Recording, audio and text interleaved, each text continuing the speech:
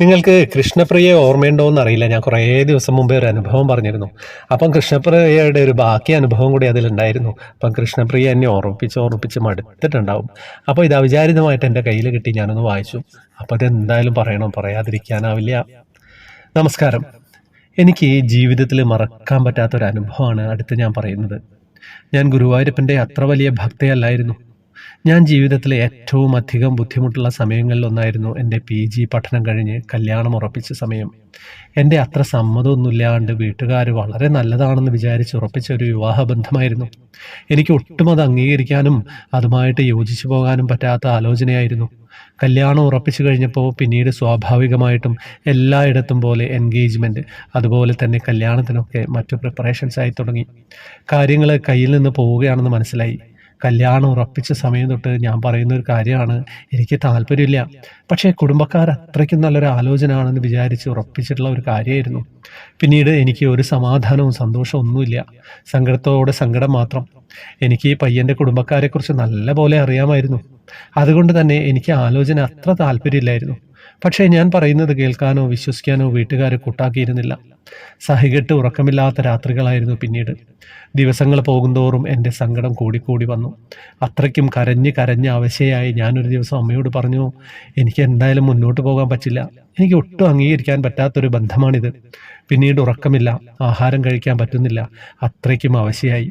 എൻ്റെ സങ്കടം സഹിക്കവയ്യാണ്ട് അമ്മ പറഞ്ഞു, നാളെ രാവിലെ നമുക്ക് എന്തെങ്കിലും ഒരു ഉത്തരം ഗുരുവായൂരപ്പൻ തരുമെന്ന് പറഞ്ഞു. ഞാൻ ആലോചിച്ചു, ഇത്ര ദിവസം ഉത്തരം തരാത്ത ഭഗവാനാണോ നാളെ രാവിലെ ഉത്തരം തരാൻ പോണതെന്ന്. അപ്പോൾ അമ്മ പറഞ്ഞു, നീ സമാധാനപ്പെട്, ഭഗവാൻ നമുക്കൊരു വഴി കാണിച്ചു തരുമെന്ന്. എൻ്റെ നന്മ വിചാരിച്ച് അവർ പ്രൊസീഡ് ചെയ്തതായിരുന്നു ഈ വിവാഹം. പക്ഷേ എനിക്കത് ഒട്ടും സന്തോഷം തരുന്നില്ല എന്ന് മനസ്സിലായപ്പോൾ അവർക്കും അത് വേണ്ടെന്ന രീതിയിൽ തുടങ്ങി. പക്ഷെ നമുക്കായിട്ട് ഇനി വേണ്ടെന്ന് പറയാനുള്ള ഒരു സാഹചര്യമില്ല. അമ്മ ഗുരുവായൂരപ്പനെ വിശ്വസിക്കുകയും ആരാധിക്കുകയും ചെയ്യുന്ന ഒരു ഭക്തയാണ്. അമ്മ വീണ്ടും പറഞ്ഞു, നാളെ രാവിലെ ആവുമ്പോഴേക്കും നമുക്ക് എന്തെങ്കിലും ഒരു വഴി ഗുരുവായൂരപ്പൻ കൂടി കാണിച്ചു തരും, സങ്കടപ്പെടാതെ ഉറങ്ങാൻ പറഞ്ഞു. പക്ഷേ എൻ്റെ മനസ്സിൽ അതൊന്നും കയറുന്നുണ്ടായിരുന്നില്ല.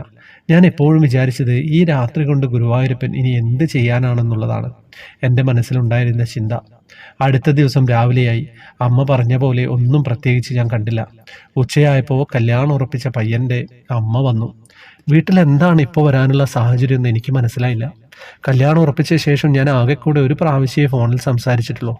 ആ സംസാരിച്ചതിൽ ഏറ്റവും ചെറിയൊരു കാര്യം വെച്ച് ഒരു പരാതിയായിട്ട് ആ പയ്യൻ്റെ അമ്മ വീട്ടിൽ വന്നു.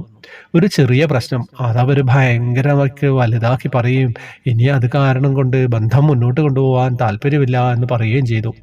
ഇങ്ങനെ ഒരു കാരണം കൊണ്ടൊക്കെ കല്യാണം വേണ്ടെന്ന് വെക്കാമെന്ന് ഞാൻ ആലോചിച്ചു. പിന്നീട് തൊട്ടടുത്ത ദിവസം ഞങ്ങൾ പറഞ്ഞു, എന്നാൽ ശരി, ഞങ്ങൾക്കും താല്പര്യമില്ല എന്ന്. അടുത്ത ദിവസത്തിനും അവർ പറഞ്ഞു കേട്ടോ, ഇല്ല, ഞങ്ങൾ ഇന്നലെ ദേഷ്യത്ത് പറഞ്ഞു പോയതാണ്, ഞങ്ങൾക്ക് താല്പര്യമുണ്ടെന്ന്, ഞങ്ങൾക്ക് മുന്നോട്ട് തന്നെ പോകണം. പക്ഷെ അത്ര മോശമായിട്ട് എന്നോട് പെരുമാറിയ ഒരു കല്യാണാലോചന താല്പര്യമില്ലെന്ന് വീട്ടുകാരും പറഞ്ഞു. ഞാൻ പറഞ്ഞ് വിശ്വസിക്കാതിരുന്ന വീട്ടുകാരെ അവരുടെ സ്വഭാവം ഭഗവാൻ കാണിച്ചു കൊടുത്തു. അങ്ങനെ കല്യാണം മുടങ്ങി. ആ ഒരു ദിവസം എന്താ സംഭവിച്ചത് എന്ന് എന്നും എനിക്കറിയില്ല. തൊട്ടടുത്ത ദിവസമായി അവർക്ക് വേണ്ടെന്ന് പറഞ്ഞ ആൾക്കാർ എന്നെ വേണമെന്ന് വാശി പിടിക്കുകയും ചെയ്യുന്നു. പക്ഷെ അവരുടെ പെരുമാറ്റം ഇഷ്ടപ്പെടാത്തത് കാരണം അത് വേണ്ടാന്ന് തന്നെ വെച്ചുട്ടോ. എനിക്ക് ഉറപ്പുള്ള ഒരേ ഒരു കാര്യം, ഗുരുവായൂരപ്പൻ ഒരു ചിന്തയായിട്ട് അവരുടെ മനസ്സിൽ വന്നിട്ടുണ്ടാകുമെന്നതാണ്. അല്ലെങ്കിൽ ഒരിക്കലും അത് വേണ്ടെന്ന് വെക്കാൻ എൻ്റെ കുടുംബക്കാരും അനുവദിക്കില്ലായിരുന്നു. അവരുടെ അത്തരത്തിലുള്ള ഒരു ഭാവത്തിൽ ഞങ്ങളോട് വന്ന് സംസാരിപ്പിക്കാൻ തോന്നിയതും അത്ര ചെറിയൊരു പ്രശ്നത്തെ കൊണ്ട് കല്യാണം വേണ്ടെന്നൊക്കെ വെപ്പിച്ചതാവാം സാക്ഷാൽ ഗുരുവായൂരപ്പൻ തന്നെ.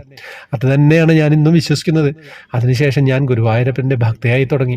ഗുരുവായൂരപ്പനോട് വിശ്വാസം വന്നു തുടങ്ങി.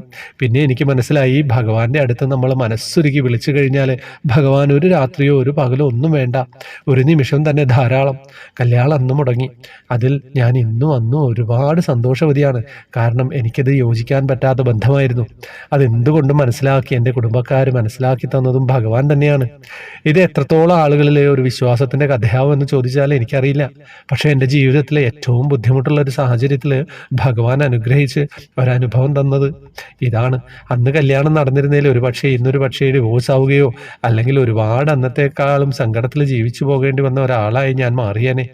ഗുരുവായൂരപ്പൻ്റെ അല്ലെങ്കിൽ എന്താ പറയുക, ഭഗവാന്റെ ഒരു ഇടപെടൽ മാത്രമാണ് ഞാൻ ഇന്നും വിശ്വസിക്കുന്നു. എല്ലാം ഗുരുവായൂരപ്പൻ്റെ അനുഗ്രഹം. എന്താ കഥ, ഞാൻ കുറേ ആയില്ലേ മാറ്റി വെച്ചിട്ട്, സോറി കേട്ടോ. ഞാനങ്ങനെ മാറ്റി വെക്കാൻ പാടില്ലായിരുന്നു. എന്താ കഥ ഒന്നും പറയാനില്ല. അപ്പോൾ വാട്സപ്പ് ഗ്രൂപ്പിലേക്ക് വരാം. കൃഷ്ണപ്രിയ ഗ്രൂപ്പിലുണ്ടോ എന്നുള്ളത് എനിക്കറിയില്ല. ഉണ്ടെന്നാണ് തോന്നുന്നത്. അപ്പോൾ എന്തായാലും ഇനി അനുഭവങ്ങൾ അയക്കുന്നവർ വാട്സപ്പ് ഗ്രൂപ്പിലേക്ക് വന്നതിന് ശേഷം അനുഭവങ്ങൾ അയക്കാൻ ശ്രമിക്കുക കേട്ടോ. ഹരേ കൃഷ്ണ.